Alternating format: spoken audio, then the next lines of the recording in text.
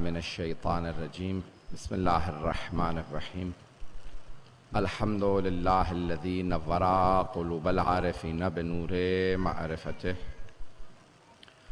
واثبت فؤاد انبیائہ و اولیائہ بقصص الانبیاء والمرسلین واکمل ایمان المسلمین والمؤمنین بولایت علی امیر المؤمنین علیہ السلام.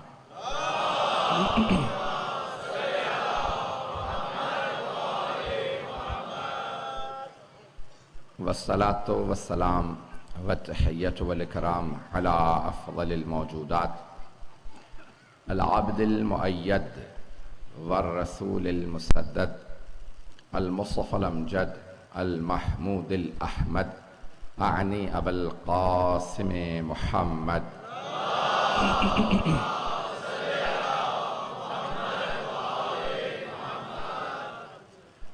وعلى روحه ونفسه وسحره ووسيه سید الاتقیاء والاصفیاء مولا الموالی امام المتقین علی بن ابی طالب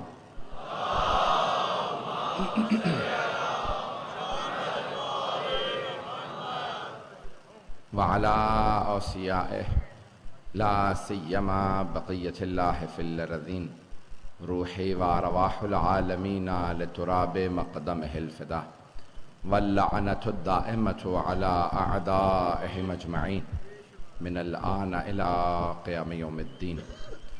اما بعد فقد قال اللہ الحکیم فی کتابہ الکریم بسم اللہ الرحمن الرحیم یا ایہا الرسول بلغ ما انزل الیک من ربک وان لم تفعل فما بلغت رسالتہ واللہ یعصمک من الناس ان اللہ لا یہدی القوم الکافرین.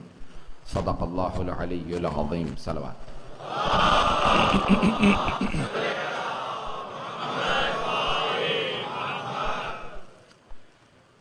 حضرات گرامی، میں جانتا ہوں آپ کے لیے بہت زحمت ہے، لیکن زحمت جتنی زیادہ ہوتی ہے ثواب اتنا ہی زیادہ ہوتا ہے،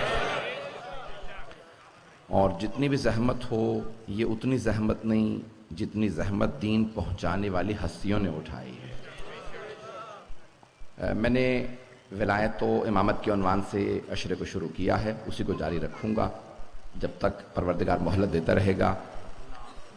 اور جملے یہاں پیش کر رہا ہوں. احادیث نبوی میں ہے کہ سرور کائنات فرماتے ہیں کہ وہ افراد جو میرے بھائی علی کے فضائل ہاتھ سے لکھتے ہیں تو اللہ ان کے ہاتھوں کے کیے ہوئے گناہوں کو معاف کر دیتا ہے. جو افراد میرے بھائی علی کے فضائل کو کانوں سے سنتے ہیں اللہ ان کے کانوں سے کیے ہوئے گناہوں کو معاف کر دیتا ہے. جو افراد میرے بھائی علی کے فضائل کو آنکھوں سے پڑھتے ہیں اللہ ان کی آنکھوں کے کیے گناہوں کو معاف کر دیتا ہے. جو میرے بھائی علی کے فضائل کو زبان سے ادا کرتے ہیں اللہ ان کی زبان سے ادا کیے گناہوں کو معاف کر دیتا ہے. تو کم از کم ان مجالس میں آنے سے ہمارے گناہوں کا سب سے بڑا کفارہ تو ہے. پتہ نہیں لوگ ہیں یا نہیں. تو عزیزان گرامی، ولایت و امامت کے عنوان سے میں نے کل تعریفیں پیش کی تھیں اور میں نے کہا تھا شان نزول پیش کروں گا آیت کا. اس آیت کا نام جیسے قرآن کے 114 سورے ہیں، ہر سورے کا ایک نام ہے اور بہت سی آیات کے بھی نام ہیں آیت لیکن آیت کا نام ہے. توجہ ہے سب لوگوں کے میرے ساتھ؟ تو آیات کے بھی نام ہیں، جیسے آیت الکرسی ہے، جیسے آیہ ولایت ہے، جیسے آیت تطہیر ہے، جیسے آیہ مودت ہے. اسی طرح سے اس آیت کا نام ہے آیہ بلغ، آیہ بلغ یا آیہ تبلیغ. بہرحال بلغ یا ایھا الرسول بلغ ما انزل الیک من ربک. اور سب جانتے ہیں کہ سرور کائنات جب یہ آیت نازل ہوئی تو حج سے واپس آ رہے تھے مدینے کی طرف، اور غدیر کے مقام پہ پہنچے تو آیت نازل ہوئی. غدیر ایسی جگہ کو کہا جاتا ہے جہاں پانی جمع ہو، اور خم اس جگہ کا نام تھا. پتہ نہیں لوگ ہیں یا نہیں ہیں. جب غدیر خم یا خم غدیر کہیں تو کیونکہ ترکیب عربی اور فارسی کی الگ الگ ہے تو غدیر و خم وہ پانی جہاں پہ جس جگہ کا نام خم تھا اس جگہ پہ پیغمبر پہ آیت نازل ہوئی.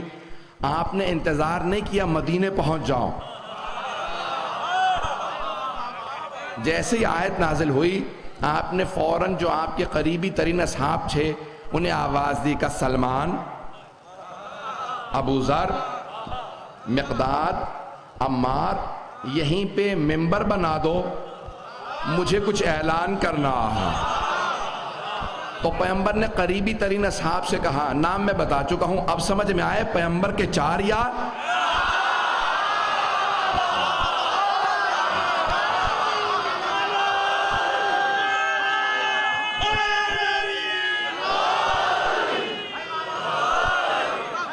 توجہ ہے جانے کے نام ہے.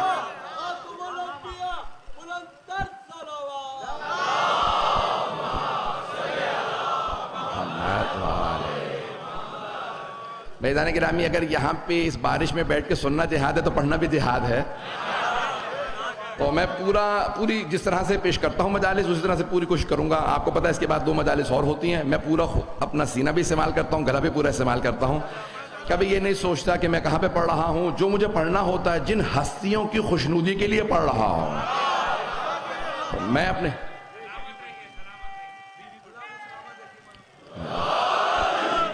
تو جانے گرامی آیت نازل ہوئی. حبیب خدا نے فوراً قریبی ترین صحابہ سے کہا یہیں پہ ممبر لگاؤ. توجہ، سارے مجمع کی توجہ ہو. حبیب خدا نے فرمایا یہیں غدیر میں ممبر لگاؤ، مجھے ممبر کی ضرورت ہے، میں نے بڑا ضروری اعلان کرنا ہے. پیغمبر ہمیشہ ضروری اعلان ممبر سے کرتے تھے. توجہ. تو سارے ضروری اعلان ممبر سے ہوتے تھے. پیغمبر نے کہا یہیں ممبر لگاؤ. تو کچھ لوگ کہنے لگے یا رسول اللہ ہم مکے سے جا کے ممبر لے آئیں. اب صحابہ جمع ہونے لگے. جناب سلمان ابو ذر نے لوگوں کو بتانا شروع کیا تو صحابہ جمع ہونے لگے. تو ایک مرتبہ کچھ صحابہ نے کہا یا رسول اللہ ہم جا کے مکے سے ممبر لے آئیں. پیغمبر نے کہا نہیں یہی ممبر بناؤ. کہا یا رسول اللہ مدینہ تو اور زیادہ دور ہے. توجہ. کہا یا رسول اللہ مدینہ تو اور زیادہ دور ہے، مکہ ہی سے قریب ہے، ممبر لے آتے ہیں. وہاں ممبر موجود تھا. کہا نہیں یہی ممبر بناؤ. کہا یا رسول اللہ مکے کا ممبر نہیں چاہیے، مدینہ زیادہ دور ہے، یہاں ممبر ہے نہیں. پیغمبر نے کہا میں بتاؤں گا ممبر کیسے بنانا. توجہ، سارے مجمع کی توجہ. تب تک کوئی مجھے داد نہ دے جب تک ساری بات پہنچ نہ جائے. عزیزان گرامی پیغمبر نے کہا یہی ممبر بناؤ، میں بتاؤں گا کیسے ممبر بنانا. وہ صحابہ جو پیغمبر کے بتائے بغیر ممبر نہ بنا سکے،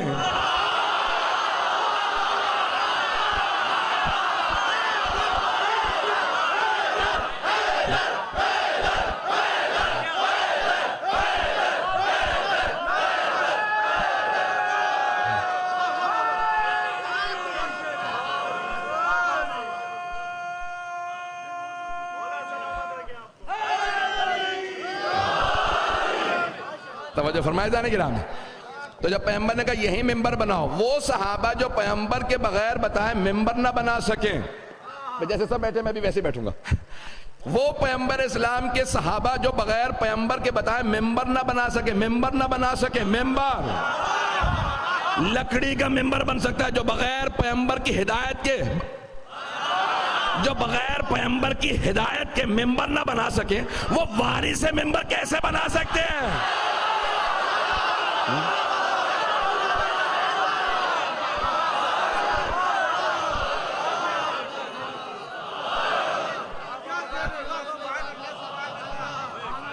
توجہ فرمائے جانے کی راہ.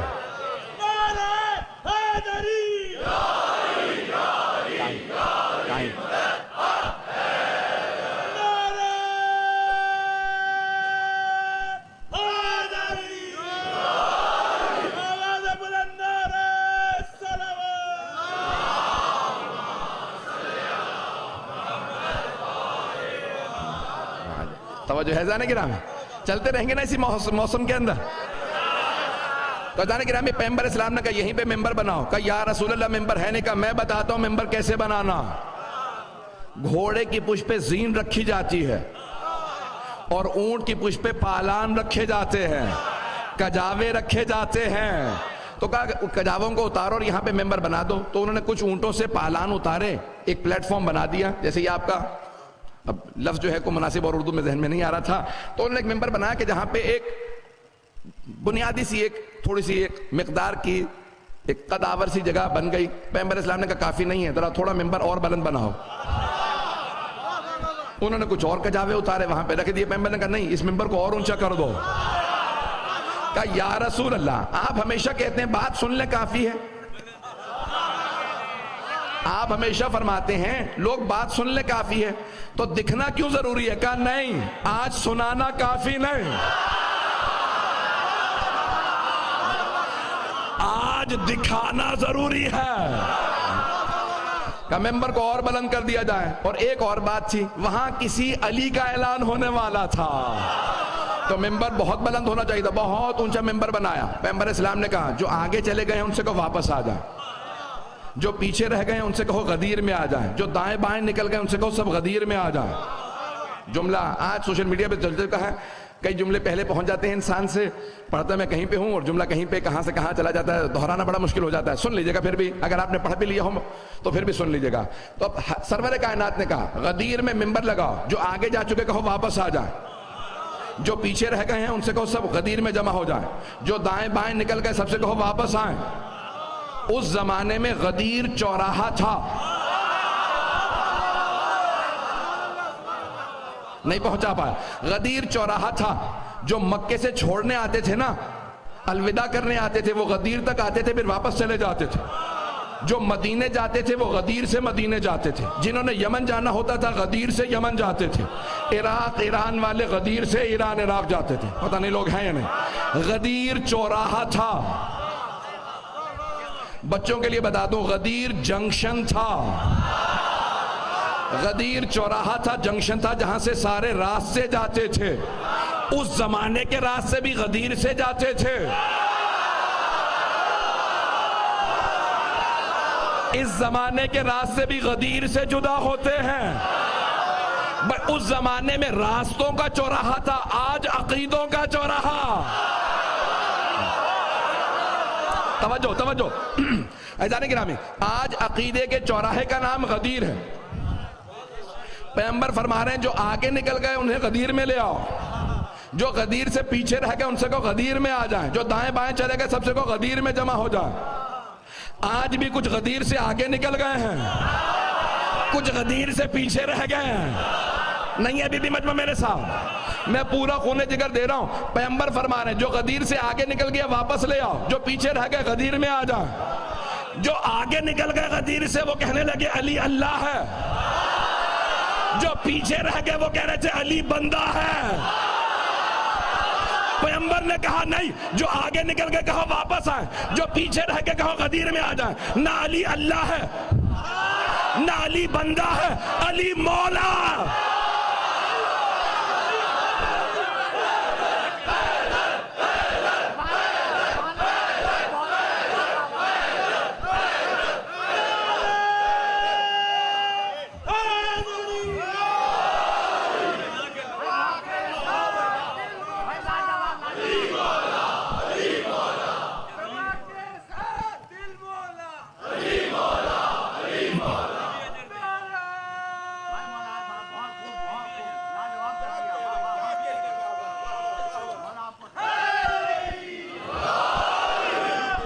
توجہ ہے جانے گرا, عقیدوں کے چوراہے کا نام غدیر ہے. اب حبیب خدا نے کہا کہ سب کو جمع کر لیا جائے. اس زمانے میں مائکروفون نہیں تھا بھئی, لاؤڈ سپیکر نہیں تھا. اب جمع کیسے کیا جائے؟ تو حبیب خدا نے کہا جناب ابو ذر غفاری سے, ابو ذر ذرا اذان دو. توجہ کیجئے گا. اچھا, واحد وقت ہے طلوع آفتاب سے زوال تک جہاں کوئی نماز نہیں, نہ واجب نہ مستحب. پھر دوبارہ میں وضاحت کر دوں. فجر کا وقت ہے صبح صادق, وہاں اذان دی جائے تو طلوع آفتاب تک فجر ہے. ظہر سے لے کے مغرب تک ظہر و عصر ہیں. مغرب کا جیسے وقت ہو جاتا ہے طلوع یعنی غروب آفتاب, وہاں سے مغرب عشاء نصف شب تک, نصف شب سے لے کے فجر کے وقت تک نماز شب. تو ہر وقت میں کوئی نہ کوئی واجب یا مستحب نماز ہے. لیکن طلوع آفتاب سے لے کے زوال تک کوئی نماز نہیں, نہ واجب نہ مستحب. نہیں پہنچا پایا. اذان گرامی, پیغمبر نے صبح کے وقت لوگ ابھی صبح صبح نماز پڑھ کے چلے تھے تو اس کے بعد پیغمبر پہنچے، 9-10 بجے کا وقت ہے، ایک مرتبہ کا ابو ذر اذان دے دو، جیسی اذان سنی تو لوگ کہنے لگے فجر پڑھ کے چلے ہیں، ظہر کا وقت ہوا نہیں، یہ کون سی اذان ہے؟ کل لگتا ہے پیغمبر بلا رہے ہیں، توجہ۔ ایک مرتبہ جناب ابو ذر سے اذان دلوائی، کسی اور سے نہیں، سب سے سچے صحابی سے اذان دلوائی۔ صحابہ ان کی آواز پہچانتے تھے، تو معالم الزلفہ میں مرحوم سید عبد النبی شیرازی نے لکھا کہ سب سے پہلے اذان میں اشہد ان علی ولی اللہ غدیر میں کہا گیا، اور وہ جناب ابو ذر نے کہا، بھئی اگر ہو یا نہیں ہو، کہ جناب ابو ذر نے کہا، صحابہ نے آ کے شکایت کی کہ یا رسول اللہ ابو ذر نے اذان میں اشہد ان علی ولی اللہ کہہ دیا، تو پیغمبر نے کہا میں نے بھی سن لیا۔ لوگ ہیں یا نہیں ہیں؟ چلیں گے سب، چلیں گے ساتھ میں، کوئی بھی آدمی یہاں پہ نہیں کہ کوئی ایک آدمی پیچھے رہ جائے، سارا مجمع میرے ساتھ چلے گا۔ تو پیغمبر اسلام نے کہا میں نے بھی سن لیا۔ اب شیعہ سنی علماء نے حدیث کی تعریف، سنت کی تعریف کیا کی ہے؟ کتاب اللہ بائے بسم اللہ سے لے کے سینے والناسک، حدیث یا سنت کی تعریف کیا ہے؟ ہوا قول المعصوم وفعلہ وتقریرہ، تین چیزوں کو سنت نبی کہا جاتا ہے کہ سنت معصوم، کیونکہ ہمارے یہاں 14 کی سیرت کو سنت کہا جاتا ہے، اور ان کے یہاں صرف رسول خدا، تو وہ کہتے ہیں کہ کیا ہے؟ قول المعصوم، قول النبی، کہ جو کہہ دیں وہ سنت ہے، یہ حدیث ہے، جو کریں گے جیسے نماز پڑھی، پتہ نہیں لوگ ہیں یا نہیں، جو کہیں وہ سنت، جو کریں وہ سنت، اور جس چیز کو دیکھیں اور منع نہ کریں، تقریر اور معصوم۔ تقریر کی کیا مراد ہے؟ یعنی تائید، اپروول، کسی کام کو دیکھنے کے بعد منع نہ کریں، صحابی ہے منع نہ کریں، اس کا مطلب ہے جائز ہے، یا جائز ہے یا واجب ہے یا مستحب ہے، کیونکہ حرام اور مکروہ سے پیغمبر روکتے تھے، توجہ، حرام اور مکروہ سے روکتے تھے۔ جناب ابو ذر کی اذان سنی، صحابہ نے آ کے پیغمبر کو شکایت کی، یا رسول اللہ ابو ذر نے اذان میں اشہد ان علی ولی اللہ کہہ دیا آپ کے نام کے بعد، پیغمبر نے کہا میں نے بھی سن لیا ہے، یہ منع نہ کرنا بتا رہا ہے پیغمبر راضی ہیں۔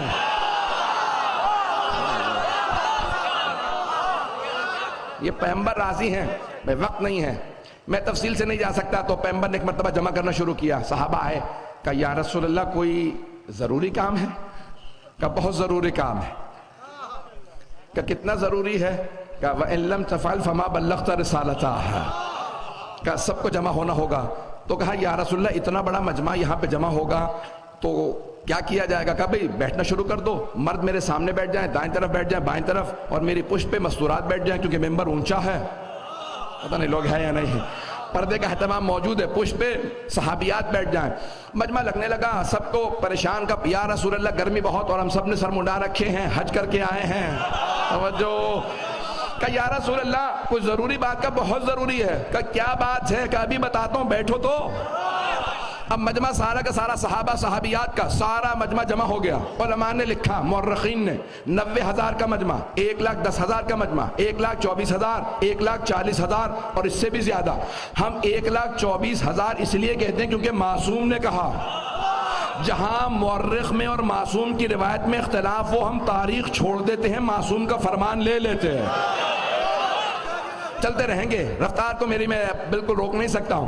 پیغمبر نے کہا سب کو جمع کر لو، زندگی کا طولانی ترین خطبہ دیا رسول اسلام نے، اور ایک مرتبہ کہا کہ اب مجھے ممبر پہ جانا تو ممبر پہ جانا، خطبہ دینے سے پہلے ایک مرتبہ گئے، سوال کیا میرا بھائی علی کہاں؟ کہا میرے بھائی کو بلاؤ، کہا کہ یا علی تشریف لے آئیے میرے ساتھ۔ اب آج پیغمبر اسلام بہت بلند ممبر پہ کھڑے ہیں اور ہاتھ بڑھایا رسول اسلام نے، بایاں ہاتھ، جناب امیر سے کہا اپنا دایاں ہاتھ دیجئے، دایاں ہاتھ جناب امیر کا پکڑا، اور ایک مرتبہ ہاتھ سے اٹھا کے بوڑھے رسول اسلام نے، بوڑھی رسالت نے جوان امامت کو اٹھا کے بتایا۔ مجھے آج بھی میدان احد یاد ہے جب علی نے ہاتھوں پہ اٹھا کے کہا تھا ھذا محمد۔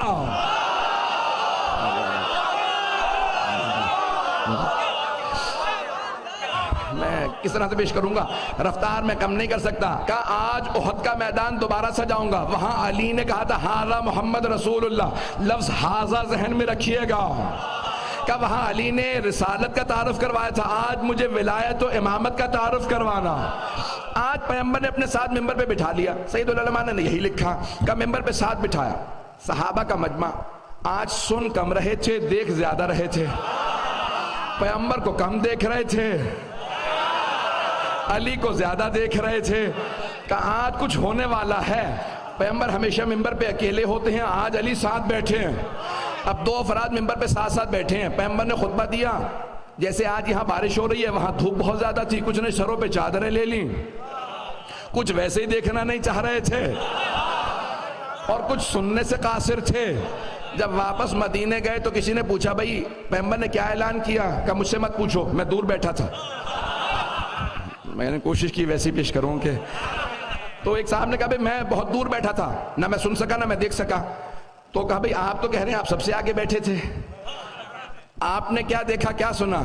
کہا میں روشنی بہت زیادہ تھی اس لیے میری توجہ نہیں تھی، میں دیکھ نہیں رہا تھا۔ اب مجھے نہیں پتا سورج کی روشنی زیادہ تھی یا علی کے چہرے کا نور زیادہ تھا۔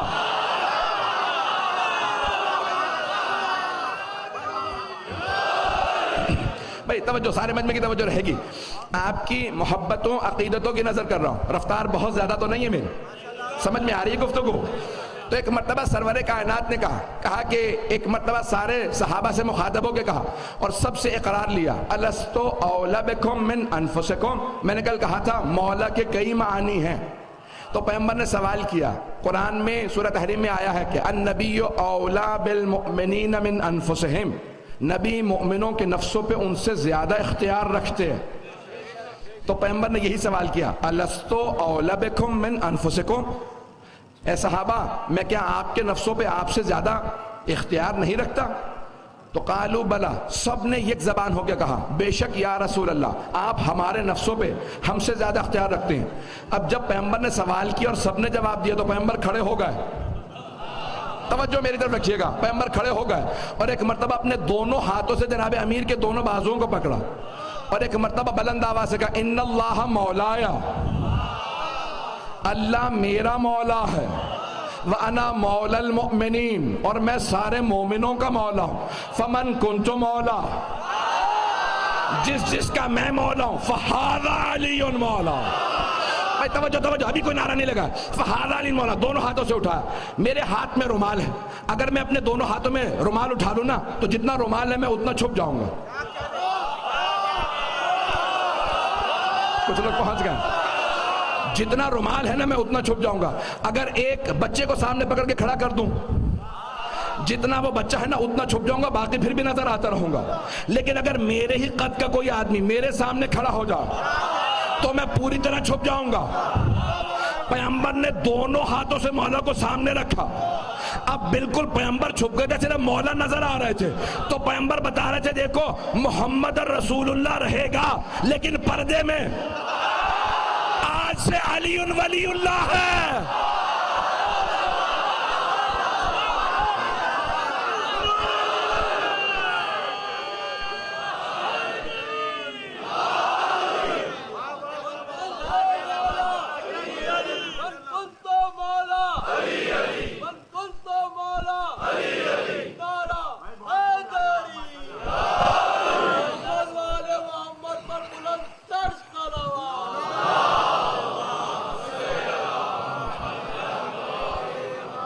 توجہ ہے زیدانے کی راہ میں، میں ایک جملہ کہنے والا ہوں، مجھے سارے اپنے مجمع کی خاص توجہ سے ایک جملے سے چاہیے۔ اگر آج کی مجلس کا بس یہ ایک جملہ تبرکن آپ ساتھ لے جائیں تو آج کی مجلس کا حق ادا ہو گیا۔ سب سے بڑی دلیل ختم نبوت کی غدیر ہے، سب سے بڑی دلیل ختم نبوت کی غدیر ہے۔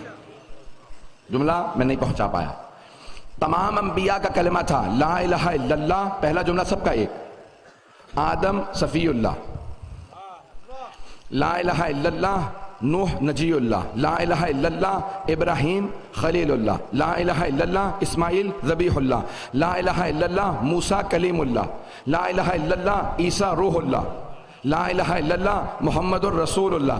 اب دلیل کیا ہے کہ نبوت ختم ہو گئی ہے؟ علی ولی اللہ،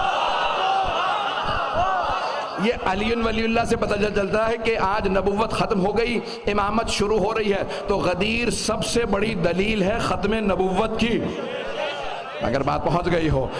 ولایت و امامت سے پتہ چلتا ہے کہ ابتدائیں امامت ہے، اس کا مطلب ہے نبوت ختم ہوئی، امامت شروع ہو رئی ہے.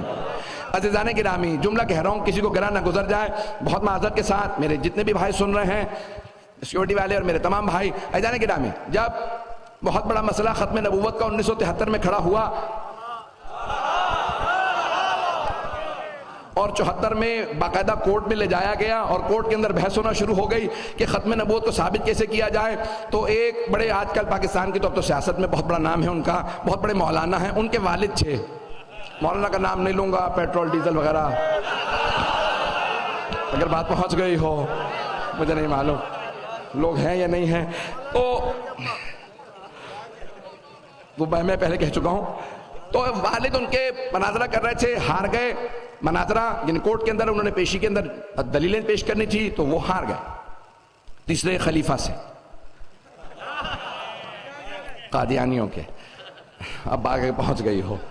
اور مرزا طاہر سے مناظرہ ہار گئے تو اس زمانے میں پرائم منسٹر صاحب نے، ذوالفقار بھٹو صاحب نے کہا بھئی آپ اگر آپ نے چھیڑا ہی تھا مسئلہ، دلیل نہیں تھی تو اس کو چھیڑنا ہی نہیں چاہیے تھا.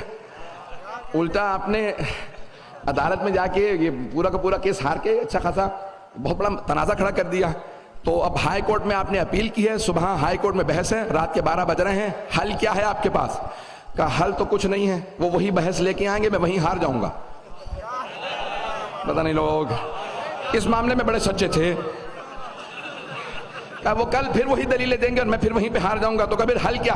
کبھی ایک آدمی ہے، نام ہے محمد اسماعیل دیوبندی، وہ مناظرہ جیت سکتا ہے. تو کبھی جب آپ ہی کے مسئلہ کا تھا پہلے لے آتے. کہا ہے دیوبندی نام کا، اب رہا نہیں ہے، جعفری ہو گیا. تو کیا کیا جائے؟ کہا مناظرہ صرف وہی جیت سکتے ہیں. کہا پھر ٹھیک ہے لے آئیے. کہا وہ یہاں اسلام آباد میں نہیں. کہا کہاں؟ فیصل آباد میں. کہا ہیلی کاپٹر بھیج دیا جائے. رات کو پہنچے مولانا اسماعیل دیوبندی اپنی کتاب میں، ان کی زندگی میں چھپنے نہیں دی تھی، اب چھپ گئی ہے.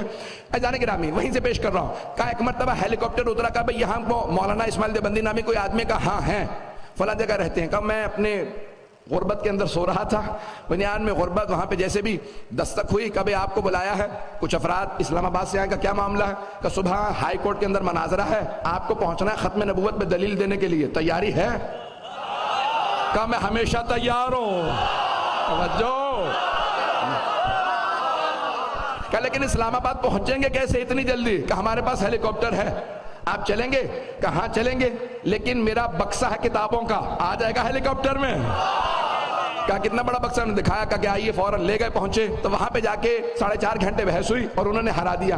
پوچھا مولانا کیسے آپ نے؟ بہرحال البتہ وہاں مفتی محمود صاحب نے کہا تھا کہ بھئی نہ ریڈیو پہ، نہ ٹی وی پہ، نہ اخباروں میں کوریج نہیں ملے گی، اس کو میڈیا کور نہیں کرے گا، بس جو ہو گیا عدالت میں وہیں رہے گا. توجہ ہے؟ نہ جانے یہ چھپ چھپ کے علی کی ولایت کے فیصلوں کو کب تک چھپانے کی کوشش کرتے رہیں گے. لوگ ہیں. تو مولانا اسماعیل دیوبندی سے سوال کیا گیا کہ مولانا ختم نبوت پہ آپ نے دلیل کیا دی تھی، کیسے جیتے؟ کہ میں نے غدیر سے ختم نبوت ثابت کی. کہ غدیر سے پتہ چلتا نبوت ختم ہے، امامت شروع ہے. ختم نبوت کی سب سے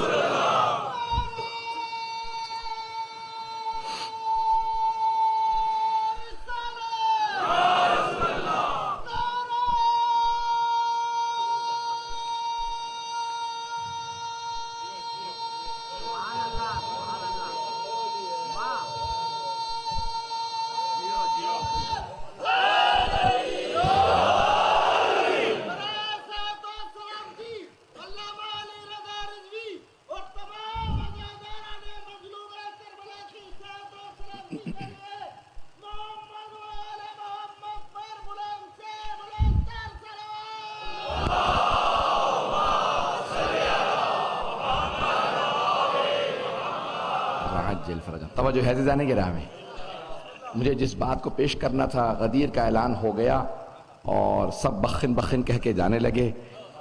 غدیر کے اعلان کی اتنی خوشی نہیں تھی جتنی جانے کی خوشی تھی۔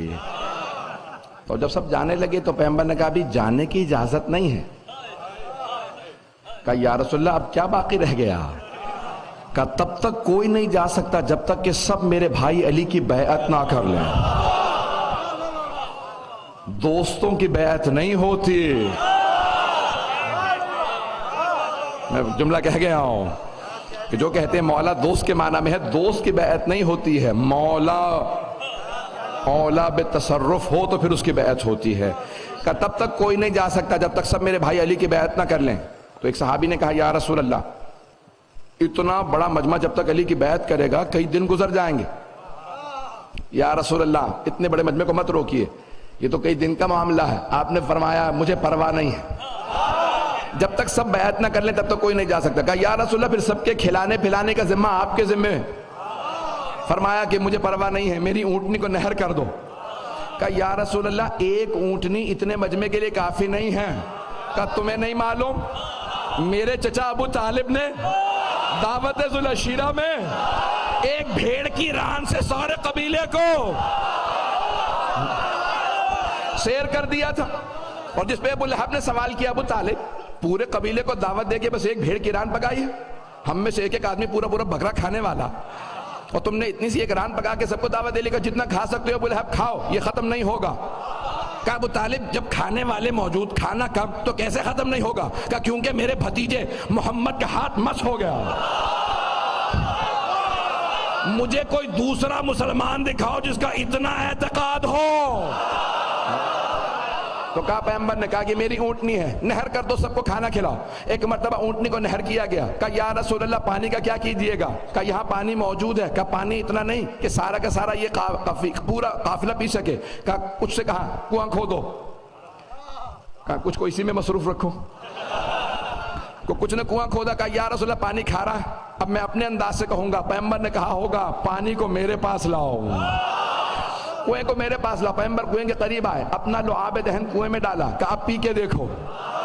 اب جو صحابہ نے وہی پانی پیا تو پانی میٹھا تھا۔ ارے جس محمد کے لعاب دہن کا اثر ایسا ہو، ان کے خون کا اثر کیسا ہوگا؟ وقت نہیں ہے میرے پاس خدا کی قسم کی تفصیل میں جا سکو۔ پیغمبر نے ایک مرتبہ روکا، کہا سب کے سب جب علی کی بیعت کر لیں تو پھر جا سکتے ہیں۔ اب سب وہاں بیٹھ گئے۔ کہا یا رسول اللہ بیعت شروع کیسے ہوگی؟ کہا بیعت میرے گھر سے شروع ہوگی۔ جملہ میں کہہ گیا ہوں، بیعت میرے گھر سے شروع ہوگی، سب سے پہلے میری ازواج بیعت کریں گی۔ نہیں ہے مجمع میرے ساتھ؟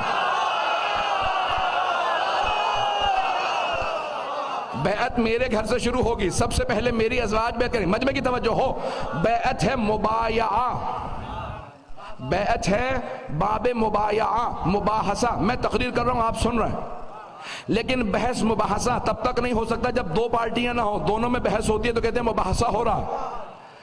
مبایعہ دو طرفہ، بیعت ہے دو طرفہ چیز کا نام۔ بیعت کرنے والا کہتا ہے میں آپ کے خلاف سازش نہیں کروں گا۔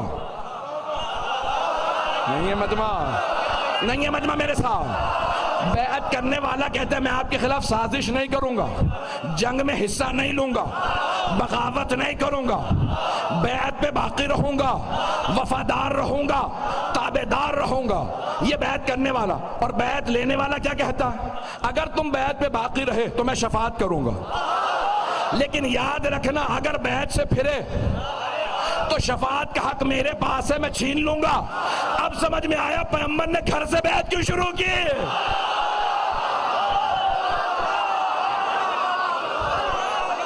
بیعت میرے گھر سے شروع ہوگی۔ پیغمبر اسلام نے کہا یا رسول اللہ علی خواتین سے مستورات سے بیعت کیسے لیں گے؟ ظرف آپ زمین پہ رکھا گیا، مولا خیمہ نصب کیا گیا، آئے اور آ کے بیٹھ گئے۔ ابا قبا میں ہیں، اپنا ہاتھ پانی میں رکھا، مستورات آتی جاتی بیٹھتی جاتی، اور سب آ کے ایک ہی جملہ کہتی السلام علیک یا امیر المؤمنین۔ یا علی آپ پہ سلام ہو، اے امیر المؤمنین آپ پہ سلام ہو، میں آپ کی بیعت میں ہوں۔ علی کہتے میں نے قبول کیا، میں نے قبول کر لیا کہ بیعت میں باقی ہو، اب تم نہ پھرنا۔ جو جنگ میں آ گیا اس نے بغاوت کا اعلان کر دیا، اب مولا کو حق ہے چاہے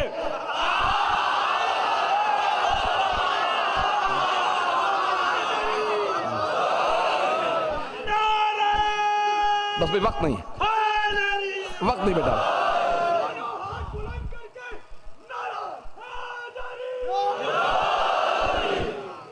بہت شکریہ آپ کی محبتوں کا، بہت بہت شکریہ. بات میری اگر پہنچ گئی ہو، پیغمبر نے ایک مرتبہ اعلان کیا جب سب بیعت مستورات کر چکی، مولا باہر آئے، جناب سلمان و ابو ذر نے خیمہ نصب کیا، کہا کہ مولا یہاں کھڑے ہو جائیے، آپ نے سب سے بیعت لینی ہے. متعدد دن میں صرف نمازوں کا مولا وقفہ لیتے، کھڑے رہتے. توجہ رکھیے گا، اسی میں مکمل کر رہا ہوں، وقت نہیں رہا. یقین مانی جتنا وقت میں ذہن میں لے کے آیا تو اس سے زیادہ میں پڑھ گیا. ایک مرتبہ مولا کھڑے ہوئے اور سب سے بیعت لینے لگے. ہاتھ کو میرے دیکھتے رہیے گا. مولا کھڑے ہوئے بیعت لینے لگے. ایک نے دوسرے سے کہا تم نے دیکھا علی کی ہتھیلی آسمان کی طرف نہیں زمین کی طرف ہے؟ کہہ رہے تم نے تو اچھی بات پکڑی ہے، میں نے غور نہیں کیا تھا. کہا چلو میرے ساتھ پیغمبر کو شکایت کرتے ہیں. کہا یا رسول اللہ ہم نے اپنی آنکھوں سے دیکھا، سنا نہیں ہے، دیکھا علی کی ہتھیلی آسمان کی طرف نہیں ہے بیعت کے دوران، زمین کی طرف ہے. کہ جب میں نے اعلان کر دیا نا من کنتو مولا، تو شکوہ میرے سے نہ کرنا، علی سے بات کرو. اب علی سے کون سوال کرے؟ آئے ہمت کرنے کے بعد کہ میں تیرا ساتھ دوں گا، بات کر. کہا یا علی آپ کی ہتھیلی آسمان کی طرف نہیں ہے زمین کی طرف ہے. پوچھ سکتا ہوں کیوں؟ کہا کیونکہ میں بیعت مانگ نہیں رہا.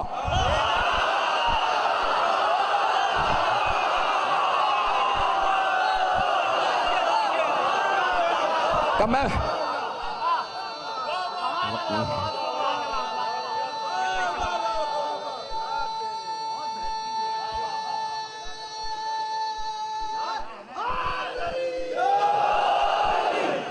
کہ یا علی آپ کی ہتھیلی آسمان کی طرف نہیں ہے زمین کی طرف ہے.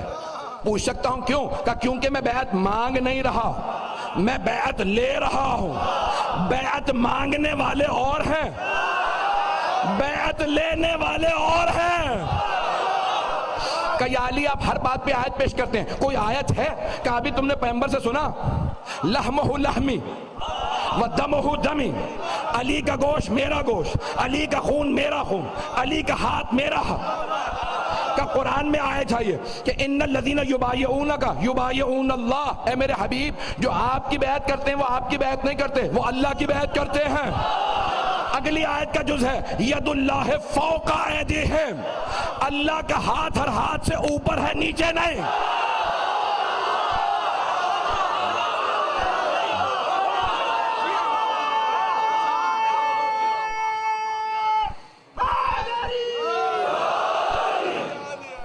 اور فرمائے جانے کے بعد یہ ہے ولایت. میں امامت سے بھی متعلق مطالب پیش کروں گا، میرا اشرہ جاری رہے گا، وقت نہیں ہے، خدا گواہ ہے. میں جتنا تفصیل سے پڑھنا چاہتا ہوں، راستے جتنے خراب ہیں آپ کو اندازہ ہے. 2 جملے صرف مصائب کے، 5 منٹ 4 منٹ زحمت دوں گا. میدان احد تھا،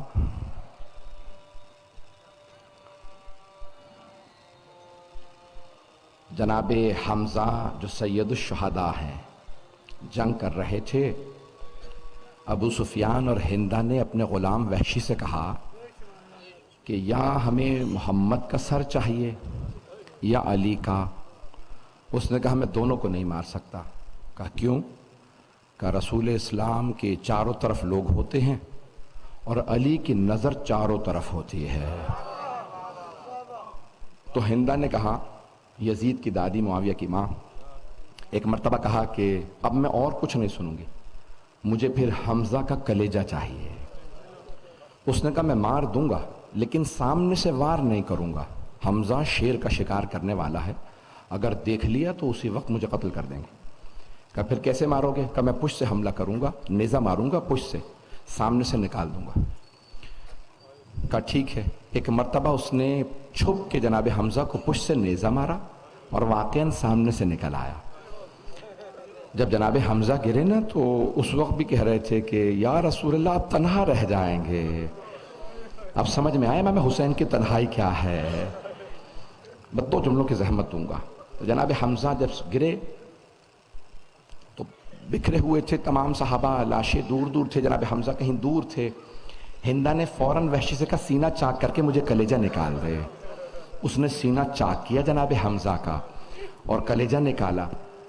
امام صادق فرماتے ہیں اللہ نے کلیجے کو اتنا سخت کر دیا تاکہ وہ کھا نہ سکے، کہ کافرہ کا جز نہ بنے. اس نے کہا پھر ٹھیک ہے ان کی ناک کاٹ دے، کان، ہونٹ، آنکھیں نکال، ہار بنا دے کلیجے کو اور سارے. اس نے ساری انگلیاں کاٹی، ہاتھوں کی، پاؤں کی، آنکھیں نکالی، ناک کاٹا، ہونٹوں کو، کانوں کو. اسے کہتے ہیں مسلح کرنا. پیغمبر نے اول روز سے کہا تھا مسلح کرنا حرام ہے، کبھی کسی کا مسلح، کافر کا بھی مسلح نہ کرنا. اس نے مسلح کیا جناب حمزہ کا، کلیجہ نکالا، سارے اعضاء نکالے، انگلیاں کاٹی، ہار بنا کے چلی گئی واپس. یہاں رسول اسلام نے کہا کہ مجھے بتائے کوئی میرے چچا کیسے ہیں. جانتے تھے نا پیغمبر، کہ میرے چچا کیسے ہیں. ایک صحابی نے کہا مجھے پتا ہے، جہاں جناب حمزہ لڑ رہے تھے جاؤں جا کے دیکھوں. جب آ کے دیکھا کہ میں یہ خبر پیغمبر کو نہیں دے سکتا. رسول خدا نے کہا یا علی آپ خود جائیے. جب مولا آئے تو بہت روئے، ابھی پہنچے نہیں تھے کہ پیغمبر خود اٹھے، کہ میں خود جا کے دیکھوں گا میرے چچا کا کیا عالم ہے. جب آئے تو اپنے آپ کو پیغمبر نے لاشے پہ گرا دیا، بہت اونچی اونچی آواز سے رونے لگے. کہا پروردگارا میرے چچا کا مسلح ہو گیا. یا رسول اللہ یہاں تو صرف مسلح ہوا ہے نا، امام حسین کے لاشے پہ گھوڑے دوڑائے گئے، لاشے پہ گھوڑے دوڑائے گئے. ایک مرتبہ رسول اسلام ابھی رو ہی رہے تھے کہ ایک صحابی آئے کہا یا رسول اللہ آپ کی پھپھی آ گئی ہیں، مدینے سے بیبیاں آ رہی ہیں، آپ کی بیٹی فاطمہ بھی آئی ہیں، آپ کی پھپھیاں بھی آگے، جناب صفیہ آپ کی پھپھی آئی ہیں، جناب حمزہ کی بہن. کہا وہ کہتی ہیں میں نے بھائی کے لاشے پہ آنا. پیغمبر نے کہا نہیں، میری پھپھی کو روک دو، چچا کا لاشا اس لائق نہیں ہے کہ میں اپنی پھپھی کو دکھا سکوں، پتہ نہیں لوگ ہیں یا نہیں ہیں، ذرا کچھ دیر کے لیے میرے ساتھ احد کے میدان میں چلیں. کہا میری پھپھی کو روک دو، میرے چچا کا لاشا دکھانے لائق نہیں ہے. بار بار ایک مرتبہ جناب صفیہ نے کہا یا رسول اللہ آپ تو خود کہتے ہیں بہنوں کو نہ روکو بھائیوں کے لاشوں پہ آنے سے، آپ مجھے کیوں روک رہے ہیں میں بھائی. اب پیغمبر بتانا نہیں چاہتے تھے. کہا کہ ٹھیک ہے میری پھپھی اماں آپ آ جائیے لیکن ذرا انتظار کیجئے. پیغمبر نے اپنی ابا اتاری، اپنی ابا اپنے چچا کو اڑا دی. جناب حمزہ بہت قداور تھے، جب چہرے کو ڈھانپا پھر بھی پاؤں نظر آ رہے تھے، اس نے پاؤں کی بھی انگلیاں کاٹی تھے. کہا یا علی کھجور کے کچھ پتے لے آئیے، پاؤں پہ رکھ دیجئے تاکہ پاؤں کو نہ دیکھ سکے پھپھی اماں. جناب امیر المومنین نے کچھ جھاڑیاں رکھیں، جناب حمزہ کے پاؤں چھپا دیے. جناب صفیہ کو اب دو بھتیجے ہیں، رسول خدا اور علی مرتضیٰ، دونوں لے کے آئے جناب صفیہ کو. کہا پھپھی اماں ودا کر لیجئے. جناب صفیہ بیٹھ کے رونے لگے کہ بھیا آپ جیسے بھائیوں کو بڑا سہارا تھا، ہم سر اٹھا کے جاتے تھے، کہتے تھے حمزہ ہمارا بھائی ہے. ایک مرتبہ جناب صفیہ نے روتے روتے ابا کو ہٹا دیا، بس جیسے چہرے سے ابا ہٹائی جناب صفیہ بے ہوش ہو کے گر گئی. ارے میرے بھائی کا مسلح کر دیا، میرے بھائی کی آنکھیں نکال دی. جناب صفیہ بے ہوش ہو گئی. میری طرف دیکھیے گا، دایاں بازو رسول خدا نے پکڑا، بایاں بازو علی مرتضیٰ نے پکڑا. دونوں بھتیجے پھپھی کو اٹھا کے مدینے لے آئے، بار بار سہارا دیتے، دلاسا دیتے، پھپھی اماں بس کیجئے، میں ہاتھ جوڑ کے کہوں گا ذرا کربلا چلیے. وہاں ایک اور بہن بھائی کے لاشے پہ رو رہی ہے، اس بہن کو ایک بھتیجا روکتا ہے لیکن تازیانے مار کے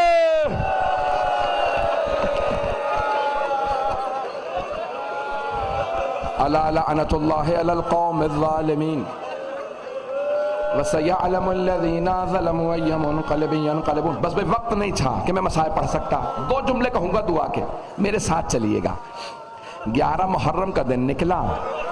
مولا سجاد فرماتے ہیں میری پھپھی کسی لاشے پہ نہیں گئے، صرف میرے بابا کے لاشے کے پاس آئے، ہاتھ پسے گردن بندھے تھے. جناب زینب نے طواف شروع کر دیا امام حسین کے لاشے کا. میری طرف دیکھیے گا، ہاتھوں کو اٹھا کے طواف کر رہی ہیں. طواف کرتے کرتے رک گئی، مدینے کا رخ کیا اور رو کے کہا اماں آپ نے کہا تھا جب بھی حسین سے ودا کرنا میری طرف سے گلے کا بوسہ دے دینا. مولا سجاد کہتے ہیں ایک نگینے کے برابر جگہ نہیں تھی میرے بابا کے جسم پہ جہاں زخم نہ ہو، کہ میری پھپھی بوسہ نہیں دے سکتی تھی. پھر مولا کیا کیا آپ کی پھپھی نے؟ کہا میری پھپھی اماں گھٹنوں پہ زمین پہ بیٹھی، کٹے ہوئے گلے پہ لبوں کو رکھا اور چوم کے کہا صلی علیک ملیک السما یا جدہ. نانا آپ کے جنازے پہ ملائکہ نازل ہوئے تھے. ھذا حسین مرمل بالدماء. نانا یہ آپ کا نواسہ حسین اتنے پتھر مارے گئے، اتنے تیر، اتنی تلواروں کے وار. نانا یہ حسین بڑی غربت کے عالم میں دھوپ میں لاشا پڑا ہے. میرے بزرگ میں دیکھ رہا ہوں برداشت نہیں کر پا رہے. میں نے تو شہادت پڑھی ہی نہیں ہے.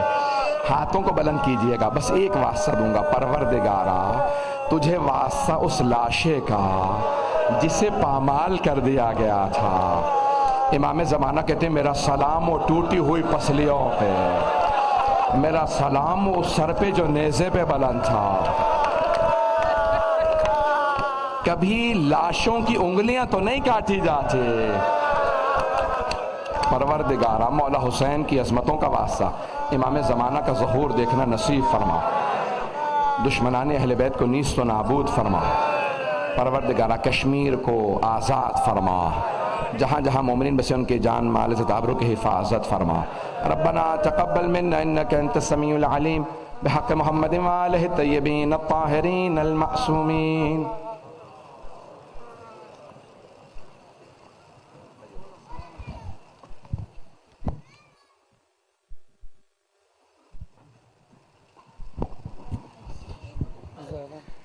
السلام علیکہ یا مولا